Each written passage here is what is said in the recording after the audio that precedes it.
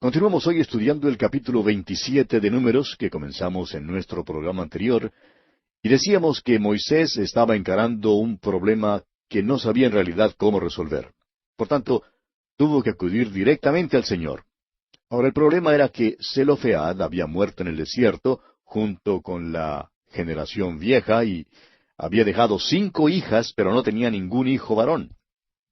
Y según la ley de aquel entonces, y de acuerdo con la ley mosaica, parecía que sólo eran los hijos varones quienes podían heredar una propiedad. Al parecer, las mujeres simplemente quedaban excluidas.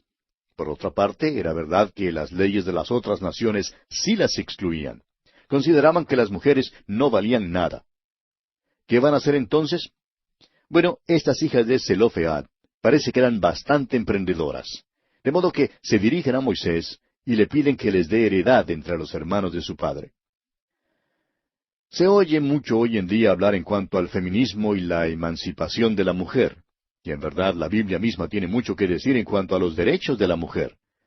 Hay quienes han tratado de hablar en contra de la Biblia, diciendo que es un libro que favorece siempre al hombre a expensas de las mujeres.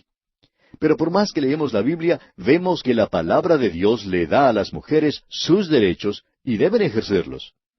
Un versículo clave en cuanto a este asunto lo tenemos en la epístola a los Gálatas capítulo 3 versículo 28, donde el apóstol Pablo, por inspiración divina, dice que en Cristo no hay varón ni mujer, porque todos vosotros sois uno en Cristo Jesús. Volviendo ahora al pasaje en cuestión aquí en Números capítulo 27, vemos que Moisés realmente no sabía qué hacer. Por eso decidió llevar su causa delante del Señor. Moisés simplemente tuvo que decir, bueno, niñas, yo no sé qué decir. Sí, veo que tienen ustedes una causa justa, pero según las leyes y las costumbres del día, es cierto que no van a heredar nada. Ahora veamos qué es lo que Dios responde a Moisés. Leamos los versículos 6 y 7 de este capítulo 27 de Números. Y Jehová respondió a Moisés diciendo, bien dicen las hijas de Zelofead, les darás la posesión de una heredad entre los hermanos de su padre, y traspasarás la heredad de su padre a ellas. Vemos aquí que sin duda alguna, Dios respalda los derechos femeninos. Esta es una de las leyes más extraordinarias imaginables. Vivimos en un día cuando la discusión en cuanto a los derechos femeninos es muy común, y es muy difícil para nosotros colocarnos en los tiempos cuando trataban a las mujeres como propiedades o bienes. En realidad, las trataban casi como animales. Pero lo peor es que esto todavía ocurre en ciertos lugares del mundo. Hay algunos misioneros que trabajan en algunas tribus indígenas bastante primitivas, y ellos cuentan que, según la costumbre de algunas de estas tribus, las muchachitas son vendidas a los hombres aún antes de cumplir los 10 años. También acostumbran cambiarlas como uno cambiaría un animal por otro. La mujer de hoy en día debe dar gracias por la palabra de Dios, porque es la Biblia la que primero dio a las mujeres sus derechos debidos. Creemos que lo que dice el versículo 7 aquí en el capítulo 27 de Números es una cosa maravillosa. Escuche usted, dice, bien dicen las hijas de Zelofead, les darás la posesión de una heredad entre los hermanos de su padre, y traspasarás la heredad de su padre a ellas. Ahora, basándose en ese caso, Dios les da un principio de conducta y una ley. Esto lo vemos ahora en los versículos 8 al 11. Leamos estos versículos. Y a los hijos de Israel hablarás diciendo, cuando alguno muriere sin hijos, traspasaréis su herencia a su hija. Si no tuviere hija, daréis su herencia a sus hermanos. Y si no tuviere hermanos, daréis su herencia a los hermanos de su padre. Y si su padre no tuviere hermanos, daréis su herencia a su pariente más cercano de su linaje, y de éste será. Y para los hijos de Israel, esto será por estatuto de derecho, como Jehová mandó a Moisés. Recuerde, amigo oyente, que esto sucedió alrededor de 1500 años antes de que Cristo viniera al mundo. Y es por esto que tenemos que decir que admiramos el carácter audaz y emprendedor de estas mujeres, y también admiramos la fe de estas mujeres, pues debe haber sido maravillosa. El escritor a los Hebreos nos dice en el capítulo 11 de su carta, versículo 6, que sin fe es imposible agradar a Dios, porque es necesario que el que se acerca a Dios crea que le hay y que es galardonador de los que le buscan. Estamos seguros que éstas eran mujeres de fe. Pidieron con fe y por fe Dios les dio su heredad. Realmente no había ninguna ley entonces que declarara que ellas podían heredar la tierra. De modo que la fe era el único recurso que tenían las 5 hijas de Zelofead cuando solicitaron la posesión de la heredad de su padre. No era la costumbre del día, ni había ley escrita declarando que podían obtenerla. Por eso la pidieron con fe. Y hay una maravillosa lección para nosotros hoy en día, amigo oyente. La Biblia dice en Efesios 1, versículo 3, que Dios nos bendijo con toda bendición espiritual en los lugares celestiales en Cristo. Estamos seguros que Dios nos oye y nos contesta, no solo en cuanto a las bendiciones espirituales, sino también en cuanto a las cosas materiales. Creemos que la mayoría de nosotros somos más o menos mendigos porque no nos acercamos a Dios como sus hijos, hijos de Dios, para pedirle lo que deseamos. Dios quiere ser bueno con nosotros. Pero según el apóstol Santiago lo dice en el capítulo 4 de su carta, versículos 2 y 3, no tenemos lo que deseamos porque no pedimos. Pedimos y no recibimos porque pedimos mal para gastar en nuestros propios deleites. Un estudiante que estaba cursando estudios en el seminario trabajaba también en uno de los periódicos de su ciudad y recibía allí los avisos clasificados. Cuando alguien llamaba para vender un automóvil usado, a veces él mismo iba a verlo y si el precio era bueno, pues lo compraba y lo manejaba por más o menos un año. Y entonces, al revenderlo, por lo general recibía lo que había pagado. Pues bien, al graduar del seminario, este estudiante le pidió al Señor que le diera un buen carro usado. Pero, ¿sabe usted, amigo oyente, lo que hizo Dios? El Señor le dio un carro nuevo. Ahora bien, nos preguntamos, ¿por qué este joven no le pidió un carro nuevo? Bueno, es que somos simplemente mendigos, amigo oyente. No sabemos qué pedir. Tenemos posesiones, maravillosas posesiones espirituales en Cristo Jesús, y nada le agrada más a Dios que se las pidamos por la fe. Estas mujeres, pues, vinieron en la simplicidad de la fe y pidieron la posesión que era de su padre. Hoy en día nosotros tenemos posesiones espirituales. Pidámoslas a Dios entonces. Digámosle a nuestro Padre Celestial que queremos nuestra heredad que nos corresponde y que queremos tener estas bendiciones espirituales. Él nos quiere bendecir, amigo oyente. ¡Cuán maravilloso es esto! Pasamos ahora a un tema totalmente diferente que es tratado en la segunda mitad de este capítulo. Es como un traspaso del mando, o por lo menos los preparativos para designar a un sucesor de Moisés, quien ahora debe prepararse para la muerte. Llegamos aquí a una porción un poco triste. Hemos estado siguiendo a Moisés por mucho tiempo. En realidad, él es el autor de los libros del Antiguo Testamento que hemos estado estudiando hasta ahora, y por tanto, hemos estado con él desde el Génesis hasta ahora.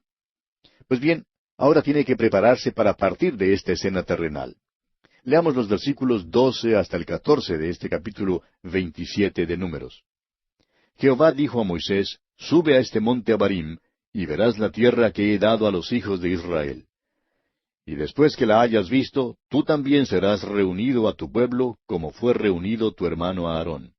Pues fuisteis rebeldes a mi mandamiento en el desierto de Sin, en la rencilla de la congregación, no santificándome en las aguas a ojos de ellos. Estas son las aguas de la rencilla de Cades en el desierto de Sin. ¿Se acuerda usted de esa escena, amigo oyente? Es una referencia al caso en que Moisés golpeó 2 veces esa peña, después que Dios le había dicho que le hablara. Moisés se enojó y no obedeció a Dios. Esta peña era un tipo de Cristo y Moisés no protegió el significado de aquel tipo cuando desobedeció a Dios. Cristo fue herido una sola vez por nosotros. Hoy en día eso provee el agua viva para nosotros. Y porque Moisés desobedeció en algo de tanta importancia, pues solo puede mirar la tierra y no se le permite entrar en ella. El doctor Magee, autor de estos estudios bíblicos, nos cuenta que cuando él era profesor en el seminario, solía hacerle algunas preguntas capciosas a sus estudiantes. Una de ellas era si había o no entrado Moisés en la tierra prometida. Y la mayoría de los estudiantes decían que no había entrado.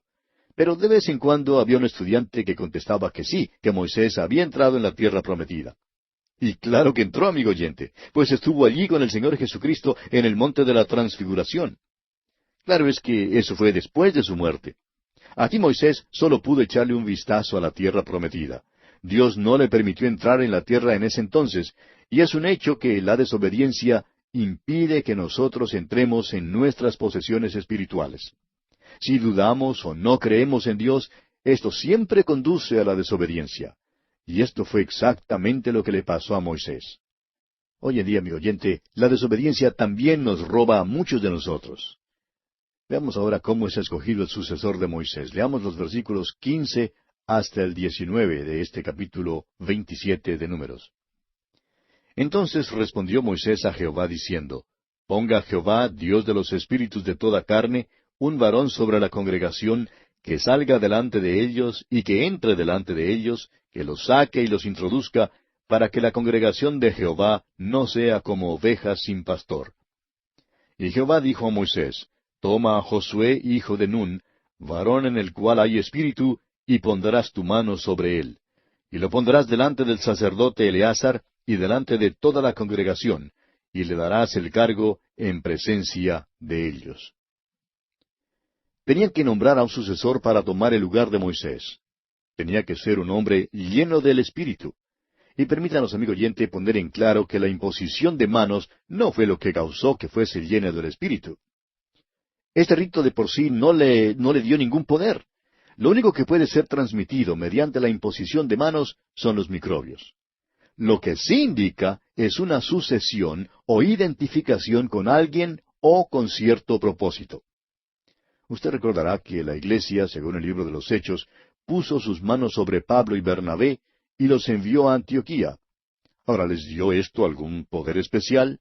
De ninguna manera, amigo oyente. El poder viene por el Espíritu Santo de Dios. Fue para mostrar que debían representar a la iglesia. La iglesia reconoció así su asociación con estos dos hombres en el empeño misionero.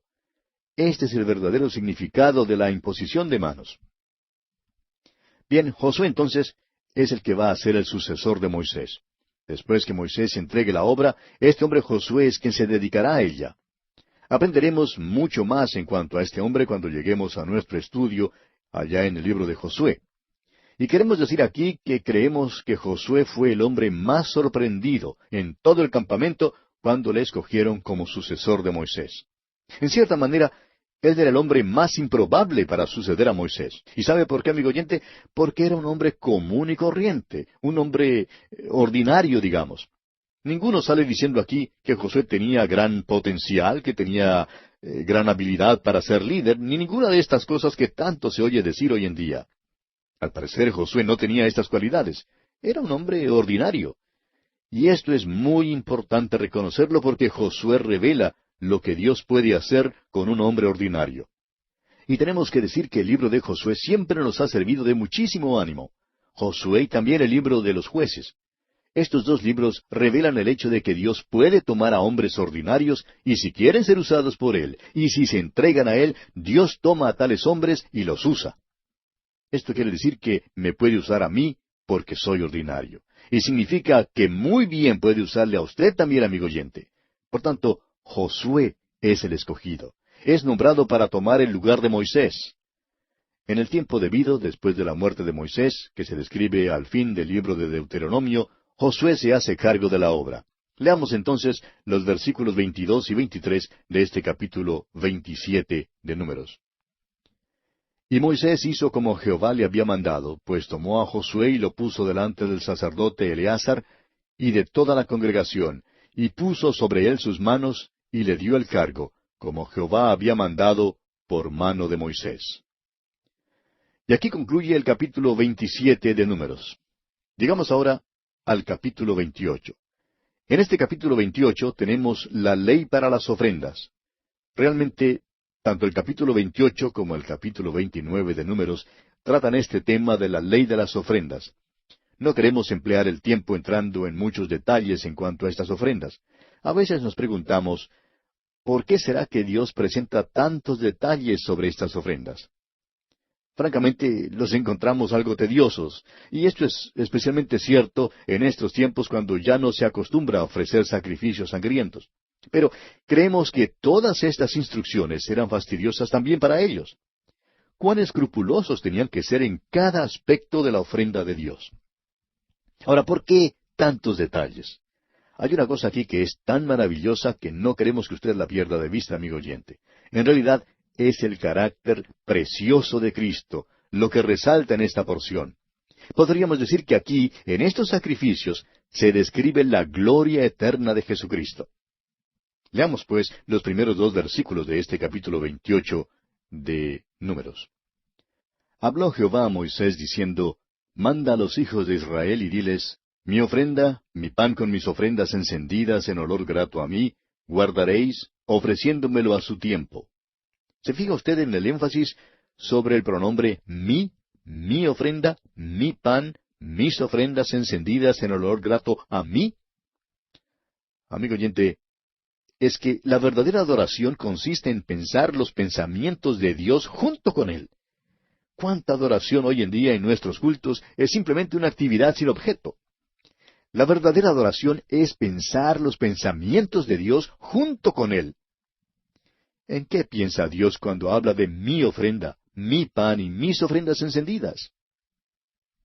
Recordemos que en el libro de Levítico nos enteramos de 5 ofrendas diferentes. 3 de ellas eran ofrendas de grato olor y 2 eran ofrendas de olor no grato. Las ofrendas de olor grato hablan de la persona de Cristo, y las de olor no grato hablan de la obra de Cristo. Vemos entonces que este capítulo 28 de Números comienza con la ofrenda de olor grato, el holocausto. Leamos entonces el versículo 3 de este capítulo 28 de Números. Y les dirás, esta es la ofrenda encendida que ofreceréis a Jehová, 2 corderos sin tacha de 1 año, cada día será el holocausto continuo. Cada día debía haber un holocausto continuo. Dios lo llama mi ofrenda. Esto es lo que Dios piensa en cuanto a la persona de Cristo. Esto no es lo que Dios piensa en cuanto a la obra de Cristo, ni es lo que pensamos nosotros en cuanto a Cristo. Esto es lo que Dios piensa en cuanto a Él. Es por causa de Él, de quién es Él, que su obra tiene valor alguno. La verdadera adoración es pensar los pensamientos de Dios junto con Él. Dios está plenamente satisfecho con Jesucristo, y Dios también está igualmente satisfecho con la obra en la cruz debido a quién es Jesucristo. ¿Qué le parece esto a usted, amigo oyente? ¿Está usted satisfecho con Jesucristo? Jesús le ha convidado a venir a Él y le hará descansar de sus cargas tan pesadas. ¿Ha traído usted su carga de pecado a la cruz? ¿Le ha dicho a Dios, acepto a tu Hijo como mi Salvador? Amigo oyente, cuán maravilloso es Él. Él es quien deleita a Dios. Si Él no fuera quien es, entonces lo que Él hizo no tiene significación alguna.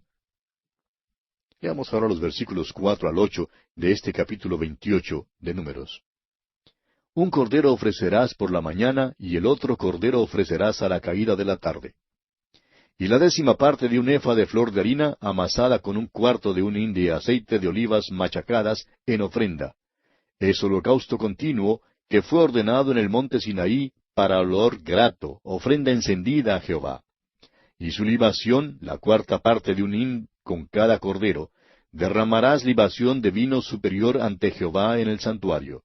Y ofrecerás el 2º cordero a la caída de la tarde, conforme a la ofrenda de la mañana, y conforme a su libación ofrecerás ofrenda encendida en olor grato a Jehová.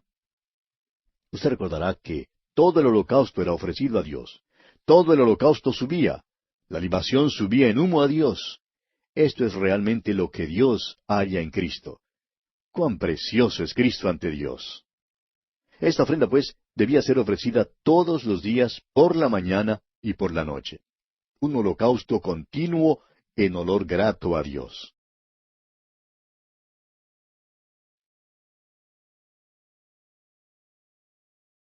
Continuamos hoy considerando el capítulo 28 de Números. Y en nuestro programa anterior hablábamos del holocausto continuo que encontramos en los versículos 4 al 8. Y decíamos que esta ofrenda debía ser ofrecida todos los días por la mañana y por la noche. Un holocausto continuo en olor grato a Dios. Usted recordará que todo el holocausto era ofrecido a Dios. Todo el holocausto subía, la libación subía en humo a Dios. Esto es realmente lo que Dios halla en Cristo Jesús. ¡Cuán precioso es Cristo ante Dios! Y tenemos ahora algunas leyes específicas en cuanto a las ofrendas que debían ser ofrecidas, independientemente de otras ofrendas que se ofrecían en privado, como por ejemplo las ofrendas voluntarias o en cumplimiento de votos especiales. Al leer estos dos capítulos, uno no puede menos que fijarse en el hecho de que todas las ofrendas que se mencionan son adicionales, es decir, además del holocausto continuo que, como dijimos, habla de la persona del Señor Jesucristo. Continuemos ahora leyendo los versículos 9 y 10 de este capítulo 28 de Números. Mas el día de reposo, 2 corderos de un año sin defecto, y 2 décimas de flor de harina amasada con aceite, como ofrenda con su libación. Es el holocausto de cada día de reposo, además del holocausto continuo y su libación.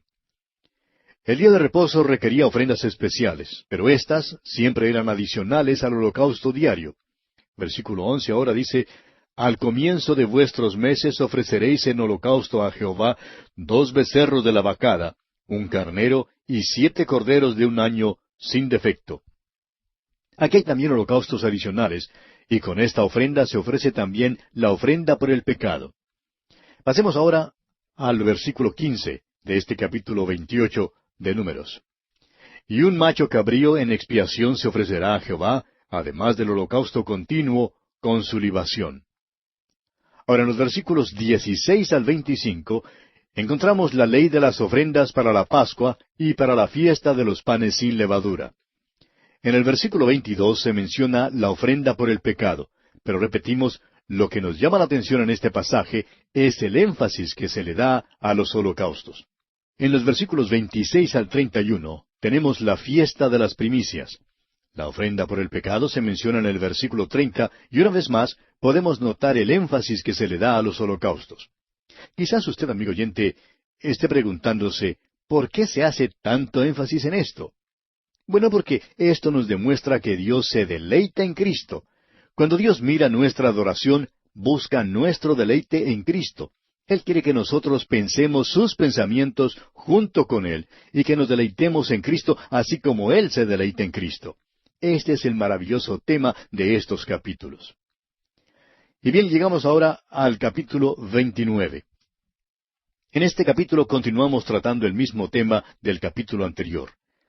La fiesta de las trompetas se describe en los versículos 1 al 16, y aunque se menciona la ofrenda por el pecado, el mayor énfasis continúa siendo sobre los holocaustos.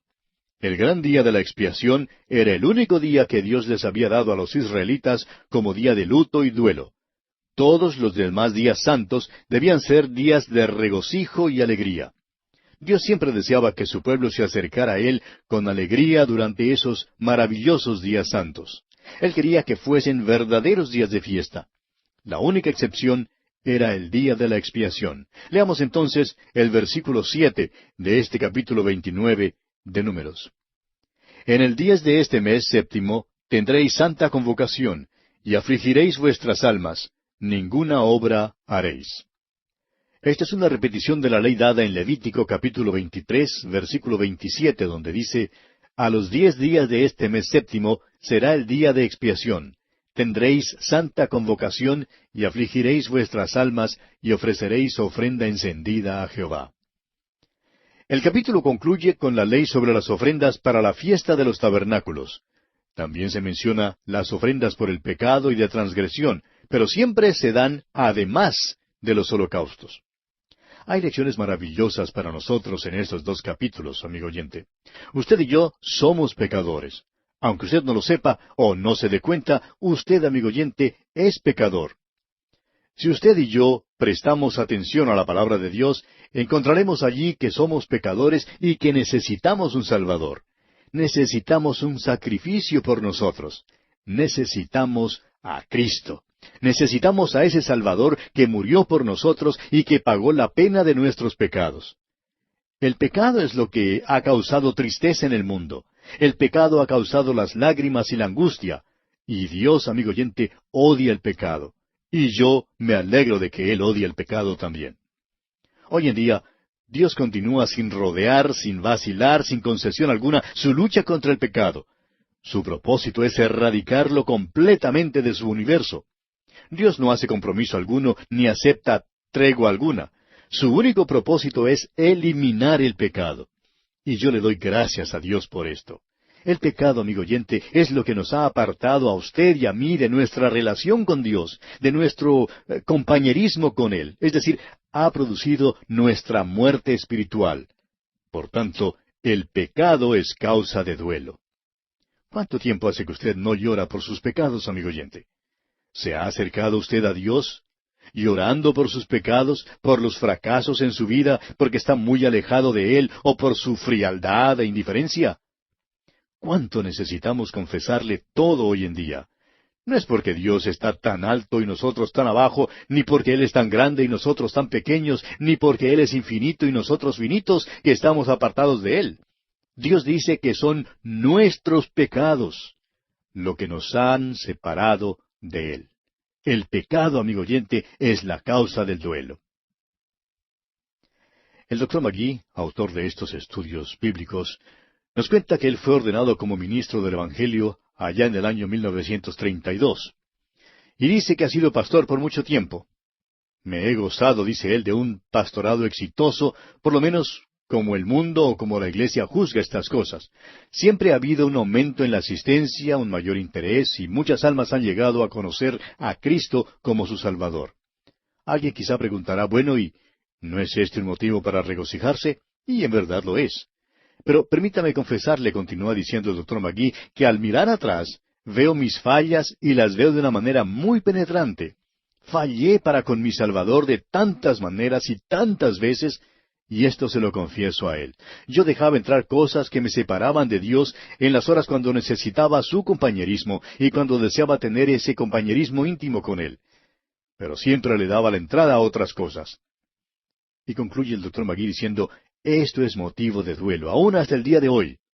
Sí, un motivo de llanto. Es que, amigo oyente, una porción de la Escritura como esta debe conmover nuestros corazones. Pero Dios no quería que su pueblo se pasara toda la vida llorando. Por eso les dio solamente un día reservado para el duelo. Todos los demás eran para fiestas de alegría. Amigo oyente, Cristo ha expiado los pecados en la cruz, y cuánto lo necesitamos. Pero el énfasis en estos dos capítulos es sobre los holocaustos continuos todos los días y los holocaustos de los días de fiesta. Dios, amigo oyente, se deleita en su Hijo. ¡Cuán maravilloso es eso! Todos los detalles aquí han hablado de nuestro Salvador y de lo maravilloso que es Él. Él es una ofrenda de olor grato. Y la ofrenda de olor grato nos habla de la persona de Cristo, es decir, nos dice quién es Él. La ofrenda de olor no grato, por otra parte, nos habla de su obra, es decir, nos dice lo que Él hizo. Fue hecho pecado por nosotros, Él que no conoció pecado. Yo soy pecador, pero Él tomó mi lugar aquí y me dio su lugar en el cielo. Si usted ya es salvo, amigo oyente, usted tiene tanto derecho de estar en el cielo como lo tiene Cristo mismo. ¿Sabía usted eso? Usted tiene derecho de estar allí porque somos aceptos en el amado. Esa es la manera en que Dios nos recibió. Y cuán maravilloso es esto, amigo oyente. Y así concluimos nuestro estudio del capítulo 29 de Números. Ahora en el capítulo 30 encontramos la ley de los votos o juramentos. Después de la ley que regula las ofrendas, tenemos ahora la ley de los votos. La ley de los votos, en este capítulo 30 de Números, tiene referencia especial a los votos que hacían las mujeres. En el programa anterior vimos cómo la Biblia asegura a las mujeres sus derechos. Vimos en esa ocasión que les daba el mismo derecho que a los hombres de reclamar una herencia. Pero aquí aprendemos que las mujeres también tienen sus deberes y responsabilidades. En primer lugar, vemos que un voto es inviolable. Estudiamos un capítulo entero en Levítico que trata el tema de los votos, y allí dirigimos nuestra atención a la importancia que Dios le da a los votos. Él amonesta a sus hijos que tengan mucho cuidado cuando hacen un voto a Dios, porque Dios hará responsable a la persona que haga un voto, y por tanto la amonestación es de no hacer un voto tonta o irresponsablemente. Creemos que hay un gran peligro entre los creyentes de hoy en día de prometerle demasiado al Señor y sin pensarlo mucho. En realidad, amigo oyente, no debemos pedirle a los hermanos que hagan un voto delante de Dios, excepto el voto de aceptar a Cristo Jesús como su Salvador. ¿Por qué? Bueno, porque muchas de estas personas que llegan al altar para dedicar sus vidas, luego rompen esos votos. Y Dios, amigo oyente, nos hace responsables de los votos que hagamos. Él no nos pide que hagamos votos. Los votos son totalmente voluntarios. Pero si usted, amigo oyente, hace un voto, entonces acuérdese de cumplirlo. Porque Dios así lo exige, y de no hacerlo, Dios le hará responsable. Leamos pues los primeros 2 versículos de este capítulo 30 de Números. Habló Moisés a los príncipes de las tribus de los hijos de Israel, diciendo, Esto es lo que Jehová ha mandado. Cuando alguno hiciere voto a Jehová, o hiciere juramento ligando su alma con obligación, no quebrantará su palabra, hará conforme a todo lo que salió de su boca. Hoy en día, esto es muy importante para nosotros los cristianos. ¿Qué quiere decir el apóstol Pablo cuando escribiendo en su carta a los romanos, dice allá en el capítulo 10, versículo 9, y versículo 10 también, que si confesares con tu boca que Jesús es el Señor, y creyeres en tu corazón que Dios le levantó de los muertos, serás salvo. Porque con el corazón se cree para justicia, pero con la boca se confiesa para salvación. ¿Cómo cree usted, amigo oyente, en el Señor Jesucristo? Pues con su corazón. Y luego, ¿qué pasa? La confesión se hace con la boca. El confesar con la boca es su voto, es su declaración de fe. La cuestión no es solamente lo que la boca diga, sino que el corazón debe creer lo que habla la boca. Estas dos cosas deben estar de acuerdo. Porque con el corazón se cree para justicia, dice el apóstol Pablo. Usted, amigo oyente, no cree con la boca. Usted lo confiesa con la boca.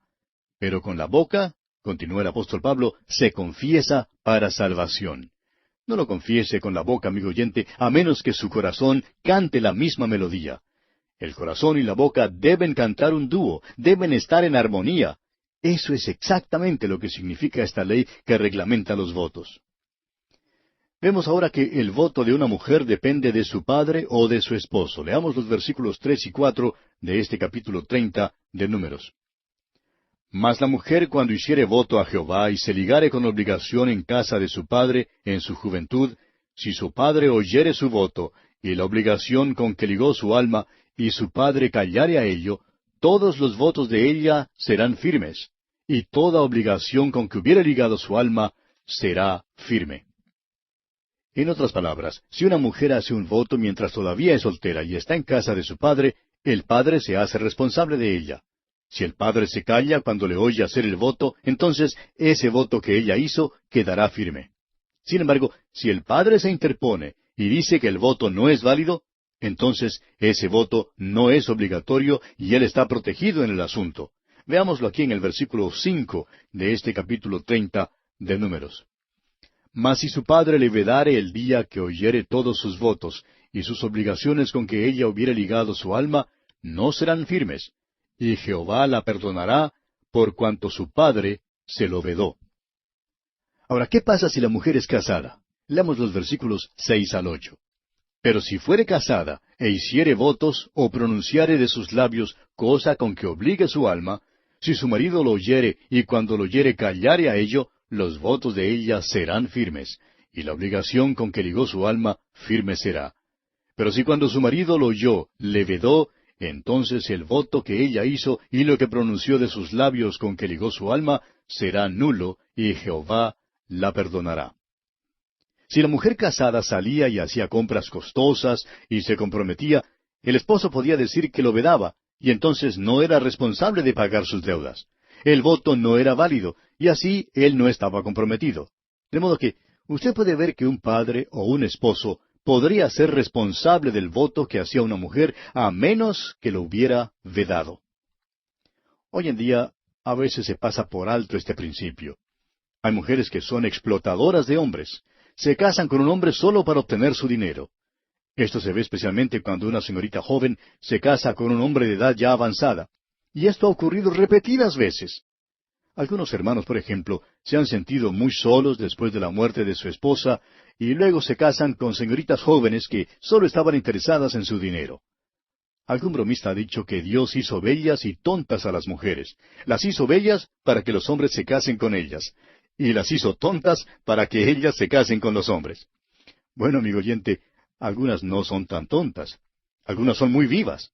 Y algunas no usan su inteligencia para los mejores fines. Esta ley, pues, protegía a los hombres. Un padre o un esposo podía vedar o anular un voto hecho por su esposa o por su hija. Veamos ahora que el voto de una viuda o divorciada era válido y tenía que ser cumplido. Leamos el versículo 9 de este capítulo 30 de Números. Pero todo voto de viuda o repudiada con que ligare su alma será firme. Una viuda es responsable de sus propios actos, de modo que el voto que hacía era firme. Ahora note usted lo importante que son estos detalles para con Dios. Él quiere que su pueblo siempre cumpla su palabra. Por otra parte, consideremos que Dios nos ha dado su palabra, su voto, su contrato. Hizo un pacto con Abraham, hizo una promesa a David. Dios fue, es y será fiel a sus votos. Cumplió su promesa y cumplirá todas sus promesas. Porque de tal manera amó Dios al mundo, que ha dado a su Hijo unigénito, para que todo aquel que en él cree no se pierda, mas tenga vida eterna. Esa es la palabra de Dios, y la palabra de Dios es fiel. Dios ha dicho que le salvará a usted si confía en Cristo, y esta es una promesa o un voto que es totalmente confiable. Una madre muy devota escuchó una vez decir a su hijo que no era creyente y que acababa de regresar de la universidad, diciendo, «Tu alma no vale mucho ante Dios. Aun si la perdieras, no perderías mucho». Ella consideró sus palabras y le contestó, «Creo que mi alma no vale tanto. Pero si yo pierdo mi alma, Dios perderá más que yo. Dios perderá su fama. Porque Él dijo que me salvaría y yo he confiado en Él». Amigo oyente, Dios todavía es fiel a su palabra. No es necesario que Él haga pacto alguno. Su palabra es suficiente. Su palabra es buena. Su palabra es confiable porque Él solo habla la verdad. Basta con que Dios diga algo para que sea verdad. Él quiere que los que le representan aquí sean personas que permanezcan fieles a su palabra. Si hacemos un voto, amigo oyente, tenemos que ser fieles a ese voto. Y bien, así termina nuestro estudio del capítulo 30 de Números. En nuestro próximo estudio comenzaremos con el capítulo 31. En ese capítulo consideraremos el juicio de Madián. Recuerde que estamos tratando las cosas que tienen que ver con una nueva generación del pueblo israelita. Una generación que ha caminado a través del desierto.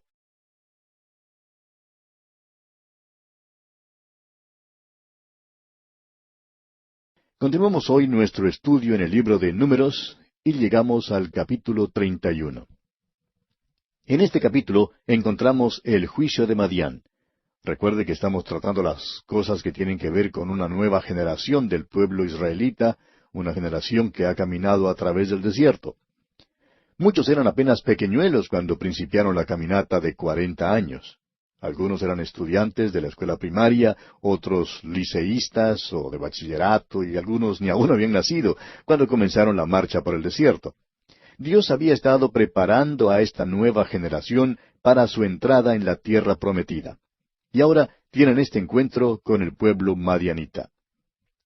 Los madianitas eran los que vivían en el desierto. Y es interesante notar que aquí es donde Moisés había ido cuando huyó de Egipto. Y es un hecho que Moisés se había casado con una madianita. Madián era un enemigo que representa, creemos nosotros, al mundo.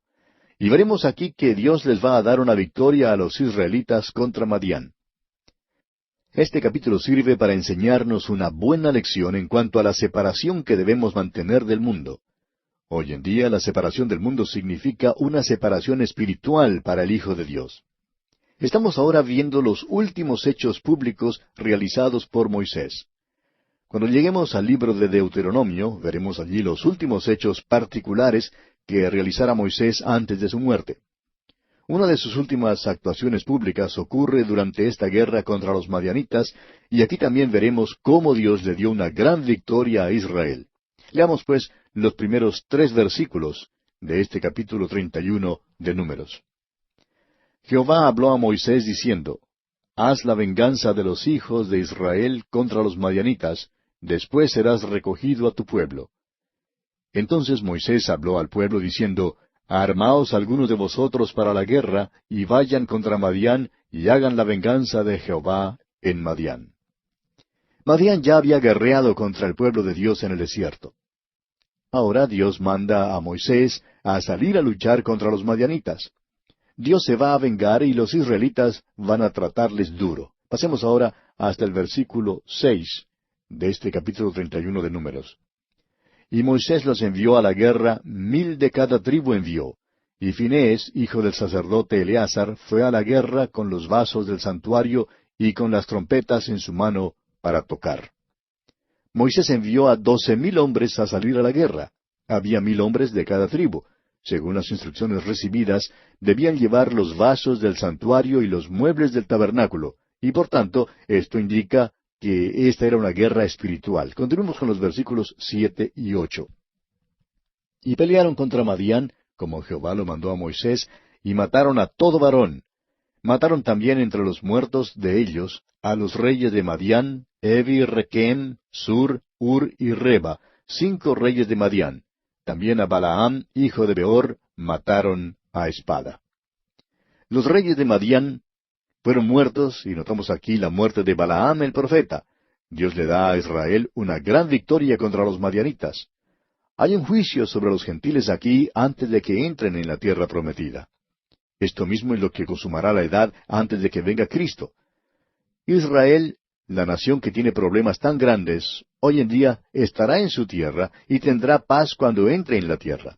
Pero ahora hay un problema. Leamos los versículos 9 al 16 de este capítulo 31 de Números. Y los hijos de Israel llevaron cautivas a las mujeres de los madianitas, a sus niños, y todas sus bestias y todos sus ganados, y arrebataron todos sus bienes, e incendiaron todas sus ciudades, aldeas y habitaciones. Y tomaron todo el despojo y todo el botín, así de hombres como de bestias.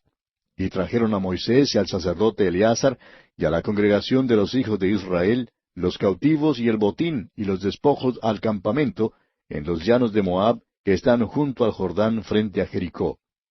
Y salieron Moisés y el sacerdote Eleazar, y todos los príncipes de la congregación, a recibirlos fuera del campamento.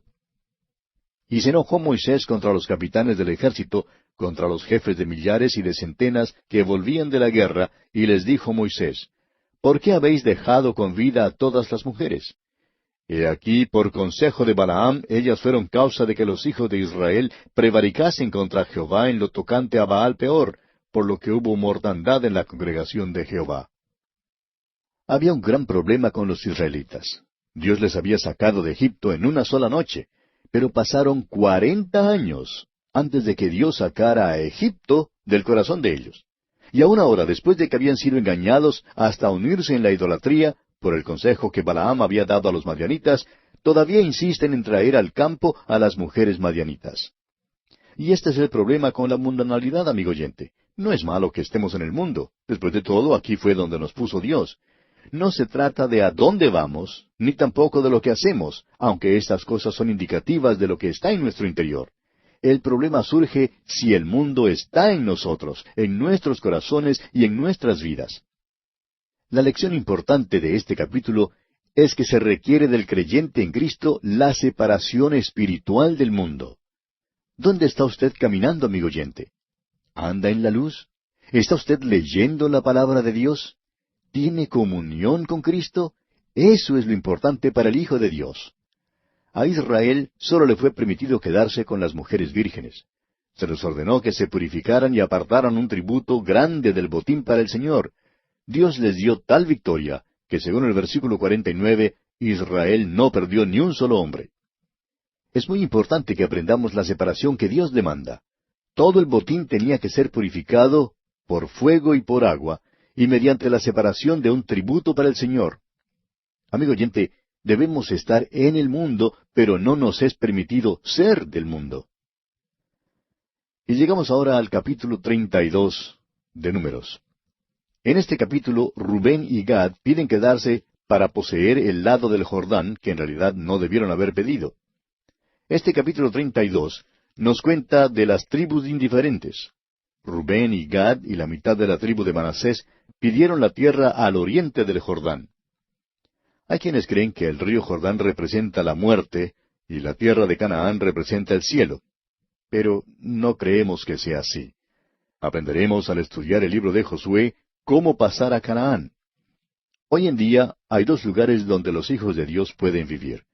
En primer lugar, uno puede vivir como mendigo en el desierto del mundo, y hay muchos mendigos espirituales en el mundo.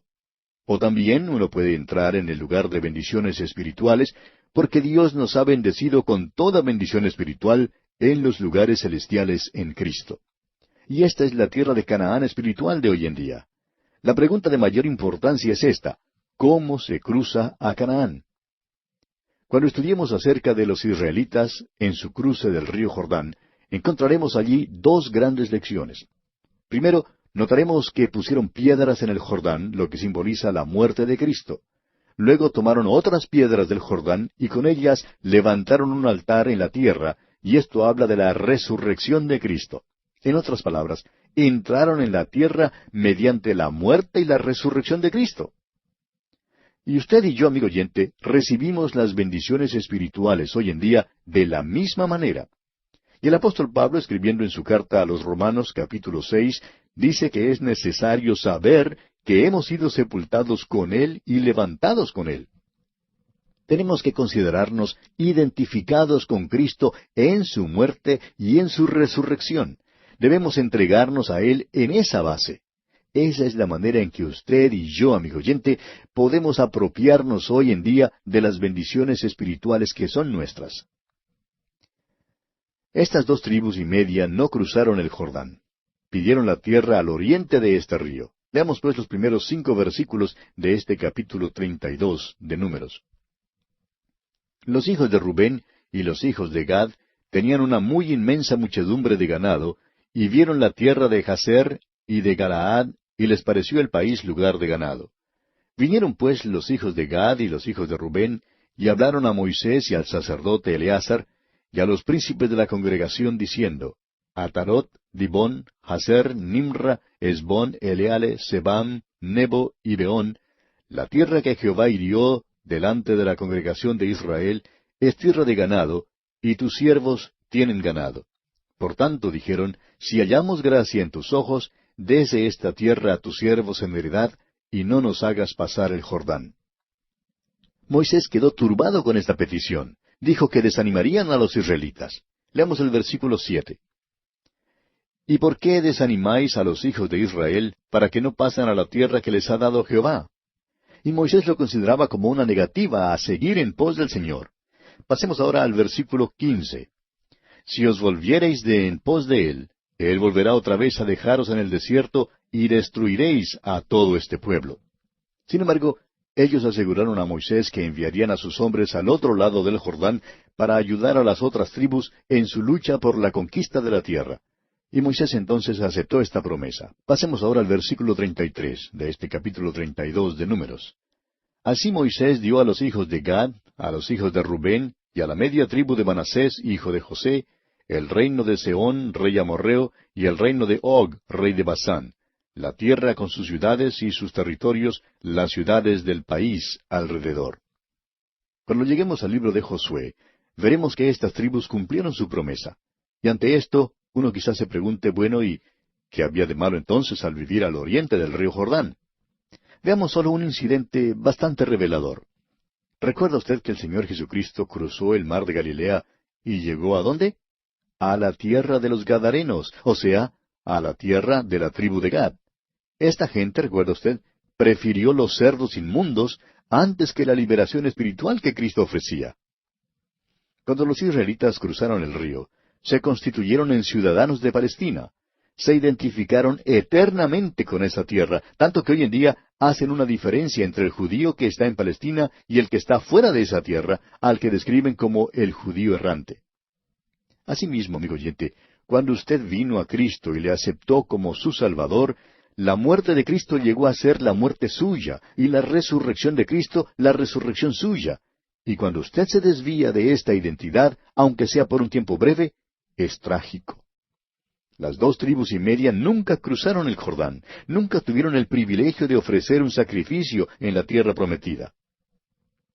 Ahora, ¿les resultó esto en desventaja? Bueno, ya vimos que sí. Nuestro Señor dice que por sus frutos los conoceréis. No hay tal cosa como el pensar mal y el portarse bien. Tenemos que pensar bien, amigo oyente, antes de poder portarnos bien. Deseamos ahora dirigir su atención a un versículo que muchas veces hoy en día es mal entendido y mal interpretado. Moisés les dijo a estas tribus en el versículo 23 de este capítulo 32 de Números: Mas si así no lo hacéis, he aquí habréis pecado ante Jehová, y sabed que vuestro pecado os alcanzará. La manera en que generalmente se interpreta estas palabras es: su pecado se descubrirá. En otras palabras, uno no puede pecar sin ser visto. Será descubierto tarde o temprano. Pero esto no es lo que dice este versículo en realidad. Hay muchas personas que pecan sin ser vistas, es decir, sus pecados nunca son descubiertos por otros. Este versículo le dice que su pecado le alcanzará, amigo oyente. Quizá no sea inmediatamente después del hecho, pero es seguro que lo hará. El apóstol Pablo, escribiendo a los Gálatas, dice en el capítulo 6 de esta carta, versículo 7: No os engañéis, Dios no puede ser burlado, pues todo lo que el hombre sembrare, eso también segará. No importa quién sea usted, ni dónde esté, ni cómo esté, ni cuándo esté. Es seguro que sus pecados le alcanzarán, amigo oyente. De la misma manera en que usted peca, así le alcanzarán algún día. Ese es el sentido de esta declaración: y sabed que vuestro pecado os alcanzará. La Biblia de Jerusalén la traduce de la manera siguiente: y sabed que vuestro pecado os saldrá al encuentro. Bien, terminamos así el estudio del capítulo 32 de Números, y llegamos ahora al capítulo 33. En este capítulo tenemos el diario de las jornadas del pueblo de Israel. Ya hemos dicho que no tenemos ninguna narración completa sobre los sucesos que acaecieron durante los 40 años de extravío. Tenemos algunos incidentes aislados, y aquí llegamos ahora al documento que se identifica como el diario de las jornadas. Nada se dice aquí en cuanto a lo que tuvo lugar, es decir, a lo que ocurrió durante tales jornadas. Leamos pues el primer versículo de este capítulo 33 de Números. Estas son las jornadas de los hijos de Israel que salieron de la tierra de Egipto por sus ejércitos bajo el mando de Moisés y Aarón. Y pasando ahora a los versículos 27 y 28 dicen: Salieron de Taat y acamparon en Tara. Salieron de Tara y acamparon en Mitca. Pero simplemente leímos estos pocos versículos para mostrarle, amigo oyente, que esta no es una lectura muy conmovedora. El hecho es que la llamaríamos bastante monótona, en realidad. Nos gustaría saber lo que pasó allí durante todos esos años en que vagaron por el desierto, pero nada se dice aquí en cuanto a los sucesos. Si usted fuera a visitar a un amigo que acaba de regresar de Europa, por ejemplo, le pediría que le contara algo de su viaje. Supóngase que solo le dijera que había ido a Roma y que siguió luego a Milán, pasó después a Florencia, continuó hacia Lucerna en Suiza y a Zúrich y a Ginebra, luego a Frankfurt en Alemania, etc. Lo que le interesaría a usted saber sería lo que vio y lo que le pasó allí. Hallaría que solo una recitación de todos los lugares a donde fue, pues sería un relato bastante pesado, ¿no le parece? Pues bien, creemos que el capítulo 33 de Números es de lectura algo pesada. Sin embargo, como cada porción de las Escrituras tiene una gran lección espiritual, así este capítulo también tiene una gran lección espiritual para nosotros. Este capítulo 33 de Números es como un mapa de carreteras. De por sí no tiene nada interesante. Entonces, ¿por qué lo relató Dios? Porque Dios marca cada paso que tomó este pueblo. Cada paso del camino es notado y anotado por Dios. Él estaba con ellos durante todo el camino. Estuvo con ellos en su marcha a través de toda su travesía por el desierto. En muchas iglesias se acostumbra a cantar hoy en día el himno que tiene como título «Puedo oír tu voz llamando».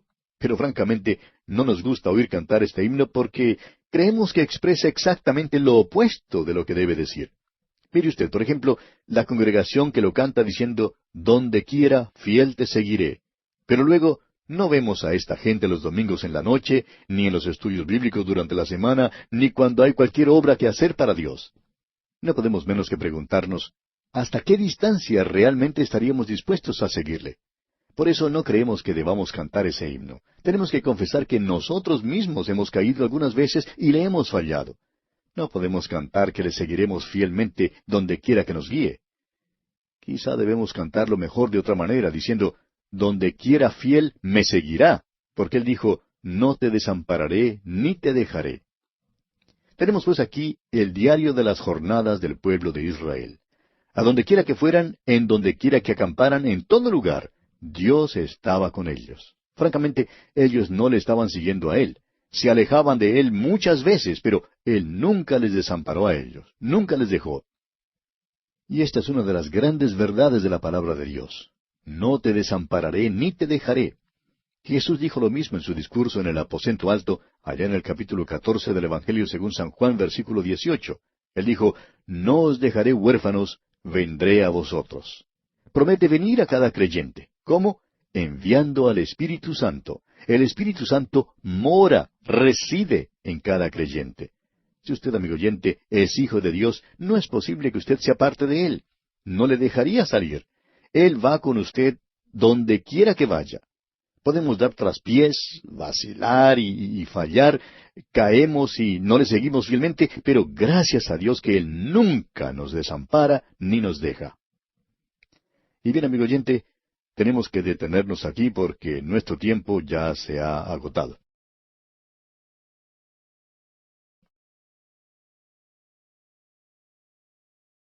En nuestro programa anterior comenzamos a estudiar el capítulo 33 de Números y decíamos que este capítulo no contiene una lectura muy conmovedora.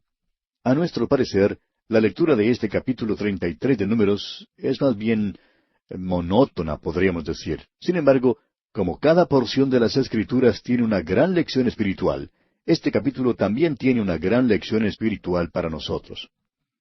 Este capítulo es como un mapa de carreteras. De por sí parece no tener nada interesante, pero entonces, ¿por qué lo relató Dios? Bueno, porque Dios marca cada paso que tomó este pueblo. Cada paso del camino es notado y anotado por Dios. Él estaba con ellos, es decir, con los israelitas durante todo el camino. Estuvo con ellos en su marcha a través de toda la travesía que hicieron por el desierto. Tenemos pues aquí en este capítulo 33 el diario de las jornadas del pueblo de Israel. Ahora, donde quiera que iban, en donde quiera que acamparan, en todo lugar, Dios estaba con ellos. Francamente, ellos no le estaban siguiendo a Él. Se alejaban de Él muchas veces. Pero Él nunca les desamparó a ellos, nunca les dejó. Y esta es una de las grandes verdades de la palabra de Dios. Él dice, no te desampararé ni te dejaré. Y Jesús dijo lo mismo en su discurso en el aposento alto, allá en el capítulo 14 del Evangelio según San Juan, versículo 18. Él dijo, no os dejaré huérfanos, vendré a vosotros. Él promete venir a cada creyente. Ahora, ¿cómo lo hace? Enviando al Espíritu Santo. El Espíritu Santo mora en cada creyente. Y si usted, amigo oyente, es hijo de Dios, no es posible que usted sea parte de Él. No le dejará salir. Él va con usted por donde quiera que vaya. Podemos dar traspiés, vacilar y fallar, caemos si no le seguimos fieles, pero gracias a Dios, Él nunca nos desampara ni nos deja. Tenemos ahora la ley para el reparto de la tierra prometida. Leamos entonces los versículos 50 hasta el 56 de este capítulo 33 de Números.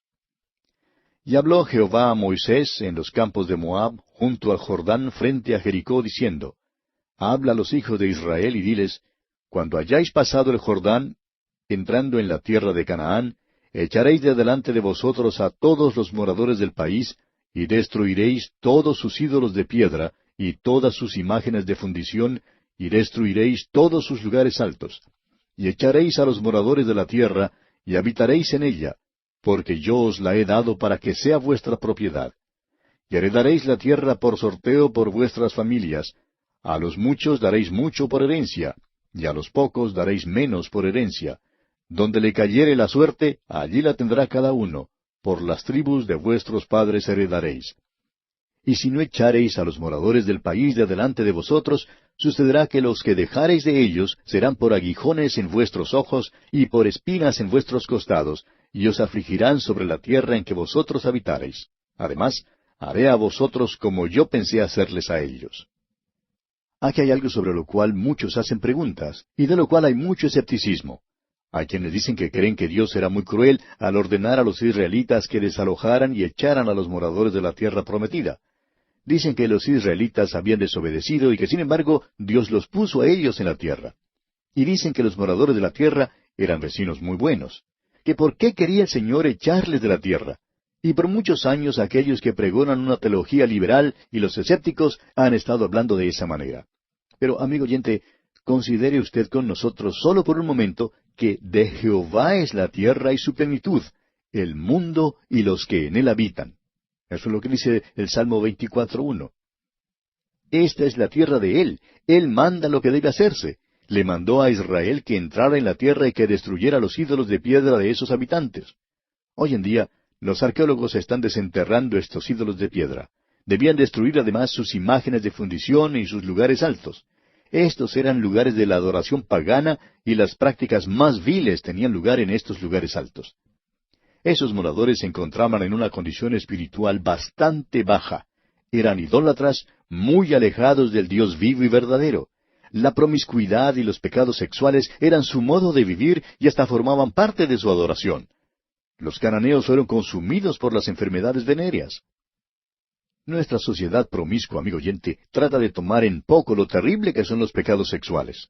Tenemos una epidemia de enfermedades venéreas hoy en día. El SIDA, por ejemplo, está diezmando la población mundial. Y esta plaga es un peligro grave para la generación actual. Le está haciendo muchísimo daño a la raza humana. Ahora, estos cananeos enfermos vivían en la encrucijada del mundo. Esa tierra era uno de los sitios más delicados y deseables que existían en toda la tierra. Todavía lo es aún hoy en día. Siempre lo ha sido y creemos que siempre lo será. Es una tierra estratégica, y los ejércitos de casi todo el mundo han marchado por esa tierra.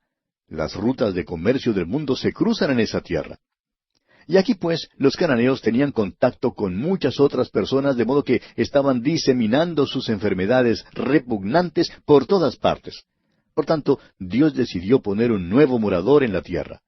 Los cananeos no le pagaban alquiler a Dios. Por el contrario, estaban destruyendo su propiedad y estaban dañando a la humanidad entera, y por eso Dios les va a expulsar. Y amigo oyente, no me diga que Dios no tenía ningún derecho de hacer eso. En realidad fue un hecho de misericordia. Dios destruyó a los cananeos por amor a las generaciones venideras. Por eso mismo Dios envió el diluvio. Dios estaba protegiendo a las generaciones futuras. Amigo oyente, no critique usted a Dios, no le juzgue. No nos es posible darnos cuenta de todo lo que se involucra en ciertas situaciones. Una cosa sí sabemos, no tendremos paz en esta tierra sino hasta cuando se establezca el reino del príncipe de paz. Pero mientras llegue ese tiempo, Dios usará las naciones para juzgar a otras naciones. Y pasamos ahora al capítulo 34 de Números. En este capítulo se describe los límites de la tierra prometida. Este capítulo contiene una materia que estudiaremos más adelante. Pero ahora nos limitaremos solamente a mirarla brevemente. Leamos los versículos 1 al 3 de este capítulo 34 de Números.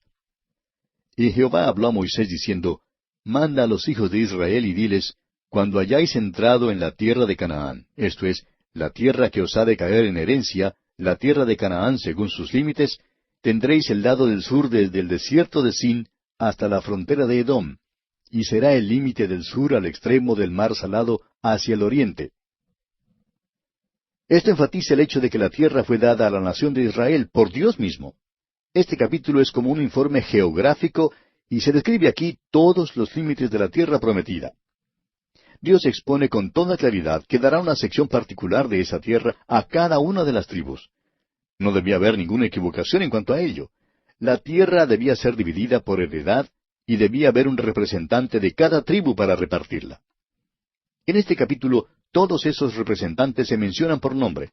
Y luego, el versículo final de este capítulo 34, el versículo 29, dice, A estos mandó Jehová que hiciesen la repartición de las heredades a los hijos de Israel en la tierra de Canaán. Bien, y siendo que estudiaremos este asunto más adelante, pasemos entonces al capítulo 35. En este capítulo 35 tenemos que las ciudades de refugio son dadas a los levitas. Nos enteramos ya en Números capítulo 3, versículo 13, que los levitas fueron tomados de entre los israelitas en lugar de los primogénitos. Los levitas, pues, pertenecían al Señor. No les fue dada una sección de la tierra de Israel, sino que les fueron dadas ciertas ciudades en que vivir. Leamos entonces los primeros 3 versículos de este capítulo 35 de Números.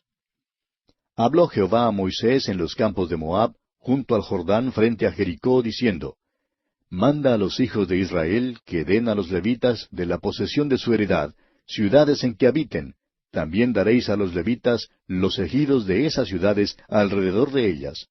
Y tendrán ellos las ciudades para habitar, y los ejidos de ellas serán para sus animales, para sus ganados y para todas sus bestias. Se aclara luego el tamaño de las afueras de las ciudades. Debe haber 48 ciudades similares a estas para los levitas. Ahora el versículo 7 de este capítulo 35 de Números dice, Todas las ciudades que daréis a los levitas serán 48 ciudades con sus ejidos. Ahora, de entre las 48 ciudades de los levitas, 6 debían ser designadas como ciudades de refugio. Leamos los versículos 9 al 13 de este capítulo 35 de Números. Habló Jehová a Moisés diciendo, Habla a los hijos de Israel y diles, Cuando hayáis pasado al otro lado del Jordán, a la tierra de Canaán, os señalaréis ciudades, ciudades de refugio tendréis, donde huya el homicida que hiriere a alguno de muerte sin intención. Y os serán aquellas ciudades para refugiarse del vengador, y no morirá el homicida hasta que entre en juicio delante de la congregación. De las ciudades, pues, que daréis, tendréis 6 ciudades de refugio. Los levitas debían establecer 3 ciudades como estas al lado oriental del Jordán, y 3 al lado occidental. Un hombre que hubiera matado inconscientemente o por accidente a otro, podría huir a la ciudad de refugio. Esto le salvaría de cualquier acción del populacho o de alguna acción de algún familiar que quisiera vengarse inmediatamente después del crimen. Esto le daba también tiempo para que se le escuchara más tarde con mayor imparcialidad. La protección que otorgaban las ciudades de refugio no se aplicaba al homicida que premeditaba algún crimen. Tampoco estaba seguro el hombre que era culpable de homicidio si no se quedaba en la ciudad de refugio. Además, Dios da aquí una ley que rige al juicio de los homicidios. Leamos el versículo 30 de este capítulo 35 de Números. Cualquiera que diere muerte a alguno, por dicho de testigos morirá el homicida, mas un solo testigo no hará fe contra una persona para que muera.